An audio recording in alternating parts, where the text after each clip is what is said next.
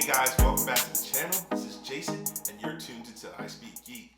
So today I wanted to talk to you about the Galaxy S20s. Samsung just released these phones. So there's actually going to be three models in this year's lineup. So you're going to have the S20, the S20 Plus, and the S20 Ultra. These phones all support 5G. The S20 is going to be 6.2, whereas the S20 Plus is going to be 6.7, and the Ultra is going to be 6.9. I think a lot of us knew what to expect with these Samsung phones because the leaks have been pretty much spot on. And these are pretty much going to be Samsung's phone to pick up. Even though they did release the Galaxy Flip Z, so this is their new foldable that kind of has a design just like the Razer that was just released, where that hinge is in the back and it kind of bends and supports the screen.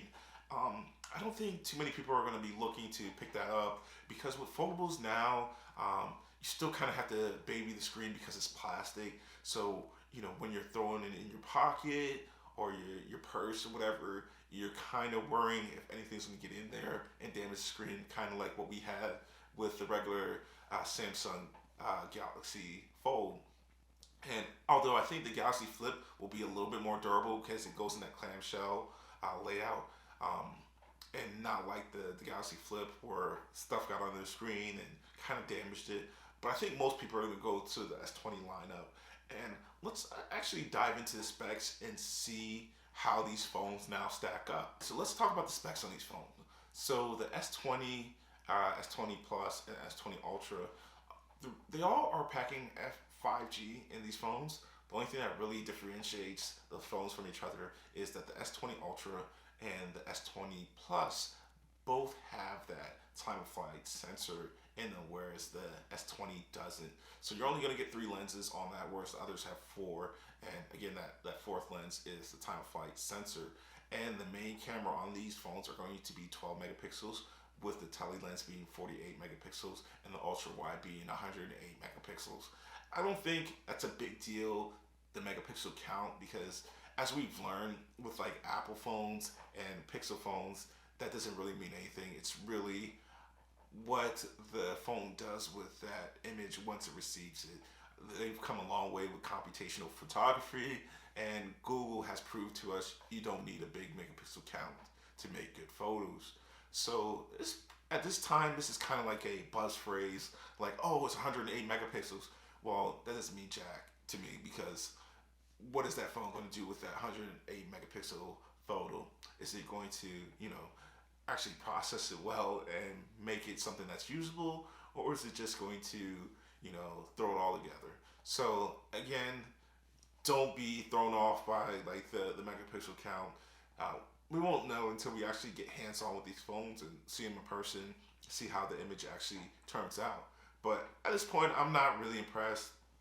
Right now, I'm rocking the iPhone 11 Pro Max, and I have to say, the pictures that this phone takes is amazing compared to what was released last year. And I don't think Samsung at this point, I don't like the color science with their phones. I think it makes it a little bit too dark. I do like the color accuracy of the iPhone. And I almost forgot to mention that Samsung released the Galaxy Buds Plus.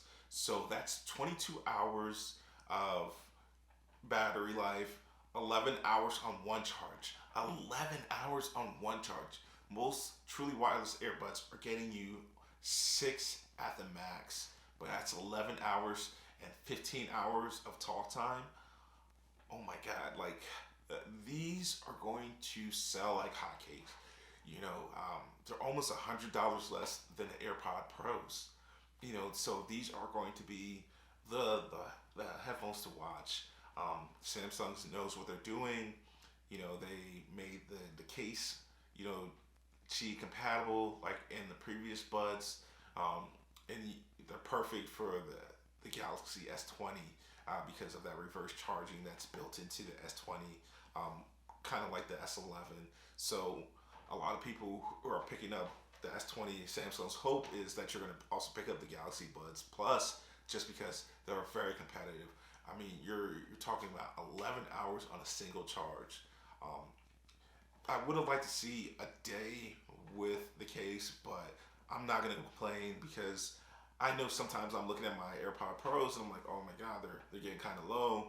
I gotta stick them back in the charger. Even though I do take breaks in between, but this is another thing to be happy about. It's like you don't have to worry that, hey, where are my cases? I need to charge my earbuds, because you can just like pop them out and not even worry about it. Because most people are not going to be listening nonstop for 11 hours. Unless you have a very long flight, then you might actually listen for like 11 hours. So, wow. Samsung released so many devices today, so much information to unpack. Are you going to pick these up? If not, why? Let me know in the comments below. And as always, thank you for watching. This is Jason. You're tuned into I Speak Geek. Like, subscribe, hit the notification button if you want to be notified when we're releasing future videos. And I thank everyone for your support. You guys are amazing. I couldn't do this without you. Peace.